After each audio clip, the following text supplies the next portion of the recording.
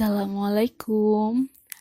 Hari ini saya akan menjelaskan mengenai logika matematika. Pada materi logaritma akan ada beberapa hal yang akan kita bahas, dari pernyataan sederhana sampai nantinya penarikan kesimpulan. Tapi untuk hari ini saya akan menjelaskan terlebih dahulu tentang pernyataan sederhana dan negasi pernyataan sederhana. Dalam belajar logika matematika, yang pertama kita lakukan harus mampu memahami dulu mana yang merupakan pernyataan dan bukan pernyataan. Pernyataan itu sendiri merupakan kalimat yang mempunyai nilai kebenaran atau juga berupa nilai yang salah, atau juga bisa tidak keduanya pada saat yang sama.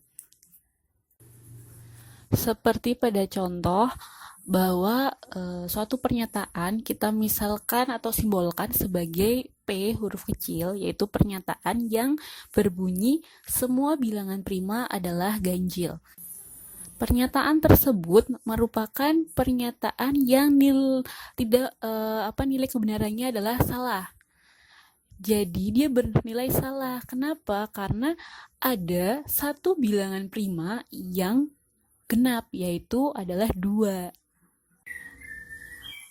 Dan juga contoh yang kedua adalah Ki. Ki yaitu adalah suatu simbol pernyataan yang berbunyi jumlah titik sudut pada suatu balok adalah 8 dan nilai kebenarannya adalah benar.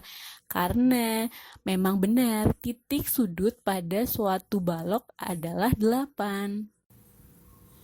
Selanjutnya, yang merupakan bukan pernyataan adalah buanglah sampah pada tempatnya. Itu contoh yang pertama merupakan kalimat perintah. Sedangkan contoh yang kedua, siapakah Presiden keempat Republik Indonesia? Merupakan kalimat tanya. Jadi dia bukan pernyataan. Berikutnya kita masuk ke kalimat terbuka. Nah, kalimat terbuka sendiri merupakan kalimat yang belum dapat kita tentukan nilai kebenarannya, dia benar atau salah, karena masih mengandung peubah atau variabel. Nah, contohnya, P adalah bilangan prima kurang dari 20. Nah, di sini kita katakan bahwa ini adalah suatu kalimat terbuka. Kenapa? Karena belum diketahui nilai kebenarannya. Nah, ketika kita mengganti P-nya menjadi 11, maka pernyataannya akan menjadi 11 adalah bilangan prima kurang dari 20. Maka dia bernilai benar. Nah, tapi kalau kita ambil P-nya 23, maka kalimatnya menjadi 23 adalah bilangan prima kurang dari 20, maka bernilai salah. Nah, itu adalah contoh dari kalimat terbuka yang belum dapat kita tentukan nilai kebenarannya. Jadi mengandung suatu variabel peubah. Nah, di sini variabelnya adalah variabel P. Selanjutnya, untuk bagian yang terakhir, kita akan membahas tentang negasi atau juga bisa disebut ingkaran, yang merupakan suatu pernyataan baru yang dibentuk dari suatu pernyataan awal sehingga nilai kebenarannya berubah.